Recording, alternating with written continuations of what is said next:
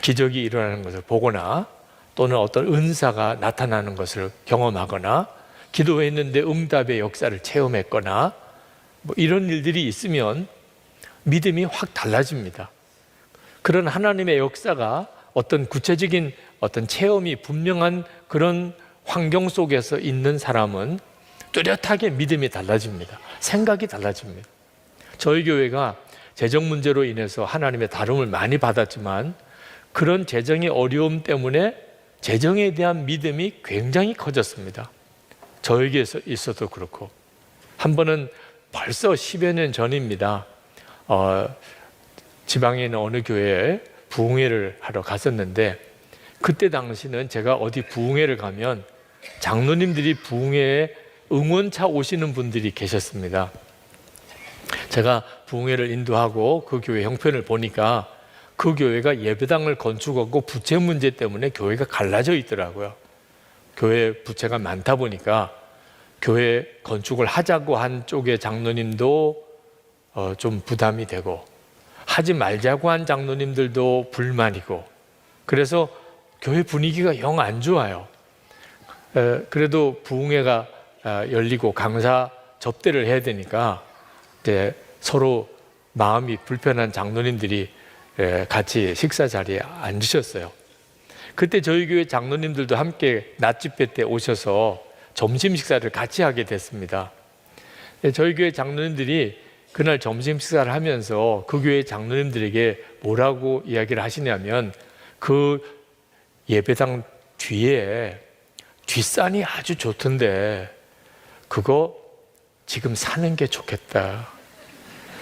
내가 얼마나 아슬아슬한지, 지금 예배당 건축 부채 때문에 장로님들이 둘로 이렇게 갈라져 있는데 그 뒷산 지금 사라. 그거 나중에 교회가 부흥되면 그거 여러 가지 용도로 많이 활용이 될 텐데 지금 살 적기라고. 그래서 제가 장로님들 입을 막을 수도 없고, 지금 말은 그냥 쏟아내고 계시니 지금 무슨 불 지르러 온 것도 아니고 이거 참 수습이 잘 안 되더라고요. 그때 당시에 우리 교회도 엄청난 부채가 있었어요. 네. 그런데 제가 그 이야기를 이렇게 같이 나누면서 그것을 이제 수습하느라고 말을 꺼내서 이렇게 무마시키느라고 아주 진땀을 빼면서도 믿음이 다르다는 생각을 했어요. 그 교회가 뭐 건축 이후로 부채 문제 때문에 갈등이 있어도 우리 교회 부채하고는 비교가 안 돼요. 그런데도 그것 때문에 그렇게 교회가 어렵더라고요. 저희 교회는 부채로 따지면 그것보다도 몇십 배나 더 부채가 많은데도 우리 교회 장로님들은 곧 뒷동산 사야 되겠네, 이렇게 나오시더라고요. 도대체 이 믿음이 어디서 나온 건지 저로서도 정말 놀라울 정도였어요. 항상 어떤 환경에 이렇게 노출되면 그 환경에 자기도 모르게 영향을 받습니다. 하나님의 기적이 늘 있고 죽을 것 같은 위기가 수도 없이 넘어가고, 그런 일을 겪다 보면 이제는 어려운 일이 어려운 일처럼 느껴지지도 않습니다. 그건 참 대단한 거죠.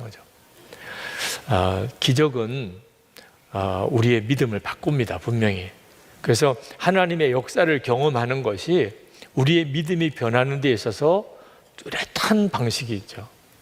그런데 이렇게 체험에만 의존하는 그런 방식은 문제가 있습니다. 그러니까 어느 쪽은 믿음이 커지는데, 믿음이 이렇게 골고루 성숙해야 하나님께서 영광을 받으실 수도 있는데, 어떤 면에서는 믿음이 큰데 어떤 면에서는 전혀 그렇지 않은 영역이 있는 거예요. 예를 들면 무슨 기적을 일어나는 것에 대한 믿음은 있어요. 하나님이 기적을 행하셔, 믿고 순종해 나가면 반드시 하나님이 기적을 이루셔, 이런 믿음은 있습니다. 그런데 고난도 축복이라고 하는 믿음이 또 없을 수도 있어요. 이런 분은 기적만 계속 일어나야 돼. 하나님한테 기도만 하면 무조건 응답하셔야 돼. 그렇지 않으면 오히려 이상하게 느껴지고 좌절이 와요. 이런 분들은 욥의 고난을 이해를 할 수가 없어요. 고난도 축복이다, 이것도 엄청난 믿음이거든요. 그런데 이게 눈에 보이는 것, 내가 체험한 것만 가지고 믿음이 자란 사람은 그 영역에 대해서만 믿음이 커지는 겁니다. 은사를 체험한 사람은 은사에 대한 믿음이 커져 있죠. 그렇죠? 그런데 은사에 대한 믿음이 크다고 꼭 이 사람이 원수도 용서하고 사랑하는 믿음도 있는가? 그렇지 않을 수가 있어요. 은사는 굉장히 강한데 용서와 사랑은 또 전혀 못하는 사람도 있습니다.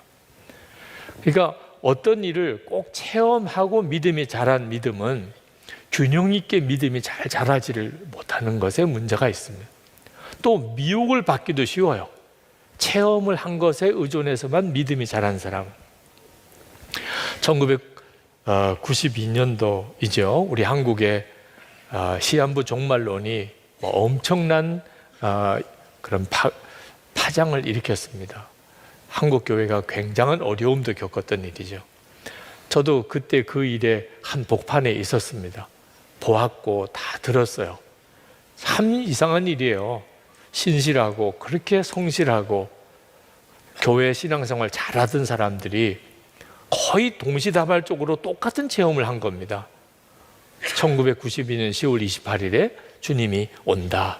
내가 반드시 간다. 글로도 보았다 그러고 분명하게 음성도 들었다 그러고 한 사람이나 그런 이야기를 하면 그런가 보다. 그런 참 엉뚱한 체험도 한 사람도 있네. 그럴 텐데 그런 사람이 너무 많은 거예요. 이럴 때 체험에 의존하는 믿음을 가진 사람은 미혹을 받게 되는 거예요. 그래서 엄청나게 많은 사람들이 시한부 종말론에 휩쓸렸다가 목회자도 그렇고 성도들도 어려움을 겪었죠. 분명히 하나님의 역사를 실제로 체험하고 믿음이 생기는 것은 사실이지만 그 방식에만 의존하는 것은 아직도 성숙한 믿음이 못 되고 미혹받기도 쉽다는 거예요. 그러면 또 어떤 방법이 있느냐? 두 가지 방법이 있다고 그랬는데 먼저 믿고 그 다음에 체험하는 것이에요. 무엇을 먼저 믿느냐고 하면 하나님의 말씀을 믿는 것입니다. 하나님의 말씀을 먼저 믿고 그 다음에 하나님의 역사를 체험하는 방식으로 믿음이 자라는 것입니다. 도마가 예수님이 부활하셨다는 그 동료 제자들의 말을 한동안 믿지 못했습니다. 믿을 수가 없어. 내가 보기 전에는. 그것도 그냥 본 게 아니고 내 손가락으로 예수님의 못 박힌 그 못자국, 손에 옆구리에 창 자국을 내가 내 손으로 넣어보지 않고는 내가 믿을 수가 없다고 그랬습니다. 전형적인 체험을 통해서만 믿겠다고 하는 스타일이죠. 그래서 예수님이 도마에게 실제로 나타나 보여주셨어요. 도마의 믿음이 아직도 그런 믿음밖에 안 되니까 주님도 그렇게 하셨어요. 그래서 이제 너가 믿느냐? 그때 도마가 꼬꾸라졌죠.